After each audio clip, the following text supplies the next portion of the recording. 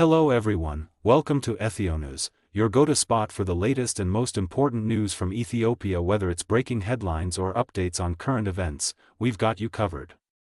Second rain prayer held amid drought in silt zones. Karate City, due to the ongoing drought caused by a severe lack of rainfall, the Salat al-Istiska, or prayer for rain, has been performed for the second time in the city of Karate, located in the silt zone. On this occasion, residents of Karate and surrounding areas gathered in large numbers at the open field near the city mosque. In unity and faith, the Muslim community performed Salat al-Istiska, humbly appealing to Allah for mercy and rainfall. The repeated call to prayer reflects the growing concern over the dry conditions affecting livelihoods across the region. Community leaders emphasized the importance of spiritual response alongside ongoing environmental and humanitarian efforts. Ethiopia approves law allowing foreigners to own residential property. This is your update from the Ethiopian Parliament. Today, the House of People's Representatives has officially approved a proclamation that allows foreign nationals to own residential property in Ethiopia. Previously, the draft law permitted ownership of immovable property in general terms. However, the newly approved proclamation specifically redefines the scope to enable foreigners to own residential homes within the country. After thorough discussion during today's session, the bill was passed with a majority vote and 4 abstentions, marking a significant step towards opening Ethiopia's real estate market to international investors. The proclamation aims to boost foreign currency inflows into Ethiopia, stimulate the real estate sector, attract more direct foreign investment, strengthen diplomatic relations, and deliver other related economic benefits.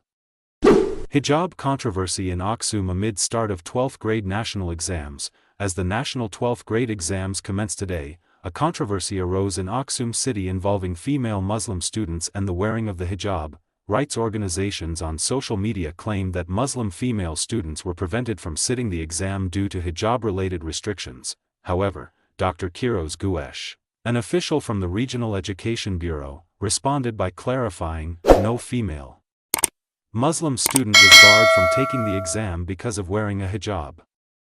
The 24 female students registered for the exam did not show up by their own choice. He added that those students still wishing to take the exam may do so during the second round. Starting Thursday, July 4, 2025, Dr. Kiros emphasized that claims of banning female students over the hijab are false and misleading, and such misinformation is harmful to the public and the nation. Meanwhile, a total of 36,000 students have begun sitting for the 12th grade national exams as of today. Power outages disrupt first day of national exams, says education official. The Director General of Educational Assessment and Examination Services, Dr. Ashita Kabeta, informed Ethiopian television that power and system outages caused disruptions during the first day of national exams held yesterday. Dr. Ashita explained, the issue was resolved quickly in coordination with the relevant bodies, and the exam was able to continue. He further added that students who missed the English language exam due to the interruptions will be allowed to take the exam after completing their other subject tests. Thousands of children await heart surgery at Ethiopian Pediatric Cardiac Center. The Ethiopian Pediatric Cardiac Center has announced that approximately 7,500 children with heart diseases are currently waiting for surgery. Among them, more than 2,000 children suffer from congenital heart disease, present since birth, according to the center's medical director, Dr. Elazar Haile. Dr. Elazar highlighted the vital role of international donors in supporting the center's work. These donations provide essential surgical supplies, which are sourced entirely from abroad. He explained that many surgical supplies must be carefully matched to the child's weight and that some items cannot be reused. Increasing the risk and cost of medical procedures, the center stressed the urgent need for critical supplies, including heart valves, specialized machines, medications, and tools necessary for complex heart-stopping surgeries. Those willing to help can contribute by calling 6710, visiting patients individually or in groups, sponsoring patients fully or partially, or supporting the provision of surgical supplies according to the center's list. Awash Bank announces 22.6 billion bare pre-tax profit for 2024/2025 fiscal year.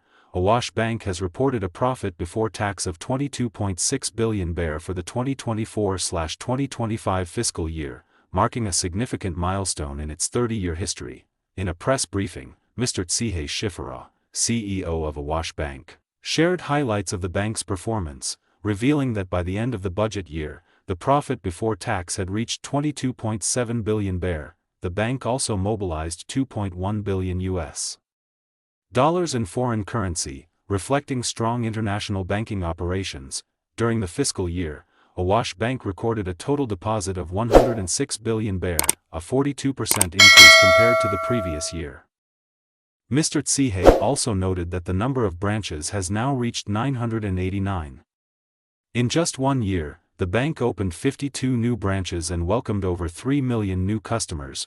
Founded 30 years ago, on November 20, 1994, by 486 shareholders with an initial paid-up capital of 24.2 million bare, Awash Bank officially began operations on February 21, 1995, From a modest start with just 137 employees, the bank now serves over 15 million customers, employs more than 20,600 staff, and is considered a leader in Ethiopia's financial sector. Awash Bank's journey is marked by technological innovation, fast and reliable services, and a strong commitment to corporate social responsibility, having contributed millions to charitable, governmental, and community-based programs focused on development and environmental sustainability.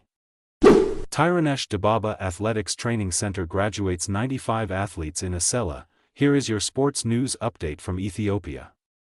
At the Tirunesh Dibaba Athletics Training Center in Asela, active for the past 4 years, the center today celebrated its 13th graduation ceremony. Since its establishment in 2002 Ethiopian calendar, the center has been instrumental in preparing Ethiopia's next generation of athletes.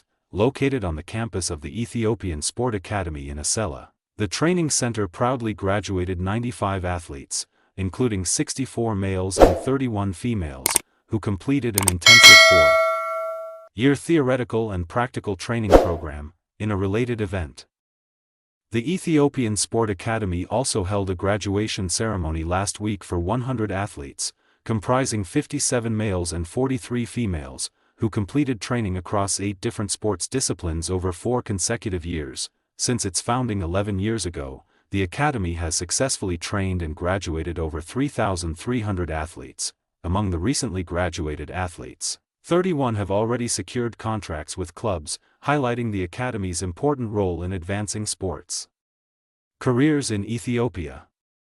Ethiopian Football Federation reverses key decisions on Premier League clubs. During an emergency meeting, the Executive Committee of the Ethiopian Football Federation made significant decisions affecting the Premier League. The committee decided to annul the results of Sidama Buna, the Ethiopian Premier League champion, and instead grant Wolaita Dicha Football Club the chance to represent Ethiopia in the CAF Confederation Cup.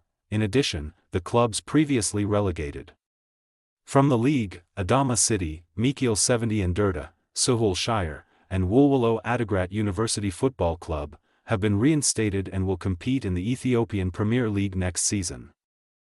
The federation also announced that starting from the 2018 Ethiopian Premier League season, the league will consist of 20 clubs.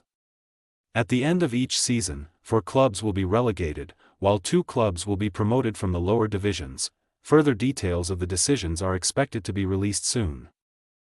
Thanks for tuning in to Channel Name.